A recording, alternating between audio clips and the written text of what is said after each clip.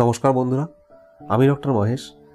এখন আপনাদের সাথে আলোচনা করব ক্যালকেরিয়া ফস হোমিওপ্যাথিক মেডিসিনটি নিয়ে।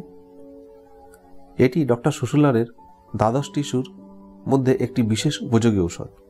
যে সকল ক্ষেত্রে শিশুদের দাঁত ওঠার সময় যেসব রোগ হয় এবং দাঁত উঠতে যদি দেরি হয় বা দাঁত ওঠার পরে যখন কোনো প্রকার ক্ষত দেখা যায়, সেই সব ক্ষেত্রে খুব উপযোগী। এছাড়াও সব রকমের হাড়ের সমস্যাতে এবং যেখানে হাড় ভাঙা এবং হাড় জোড়া লাগে না, বাতের ব্যথা এবং ঋতু পরিবর্তনের সঙ্গে সঙ্গে কোনো ক্ষয়কারী রোগের বৃদ্ধি এবং যেখানে শরীরের রক্ত বৃদ্ধি না হওয়ার জন্যে জীবনী শক্তির অভাব এবং শরীরের গঠনের অভাব বা শরীরের শুষ্কতা এবং মেরুদণ্ডের দুর্বলতা ও মেরুদণ্ড বাঁকা এবং অনিচ্ছা সত্ত্বেও শুক্র নির্গমন ও রক্তহীনতা, রক্ত অল্পতা, গণ্ডমালা প্রভৃতি রোগীর ক্ষেত্রে খুব ভালো একটি ঔষধ। এছাড়া খেচুনি, উদারময় ও শিশু কলেরাতেও ওষুধটিকে ব্যবহার করা হয়ে থাকে।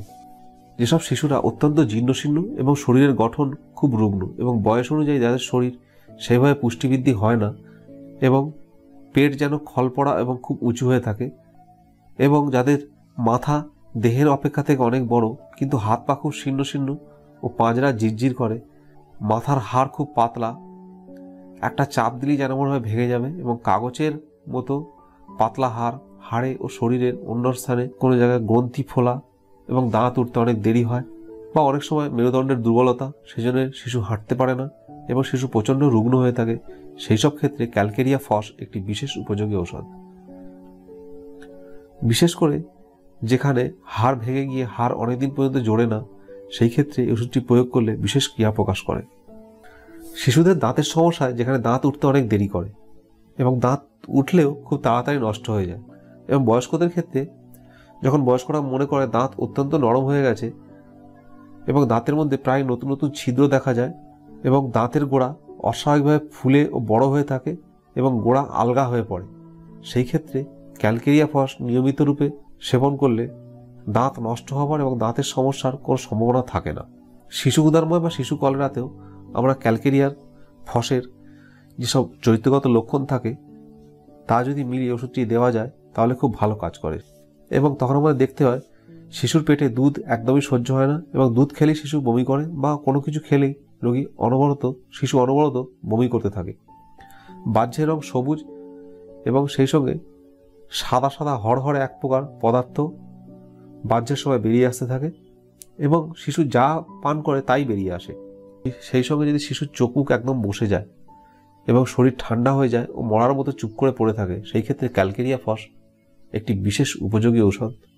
হাইড্রোকেফেলাসের সমস্যাতে যখন শিশুর প্রচণ্ড বাহ্যবমি হয় এবং শিশুর নরণচরণ শক্তি অবধি থাকে না এবং শিশু একদম ঝিমিয়ে পড়ে, তখন চায়না প্রয়োগ করলে রোগীর শরীরে কিছুটা বল আসে এবং তারপরে যদি ক্যালকেরিয়া ফস প্রয়োগ করা যায় তাহলে শিশু খুব তাড়াতাড়ি আরোগ্য লাভ করতে সক্ষম হয়।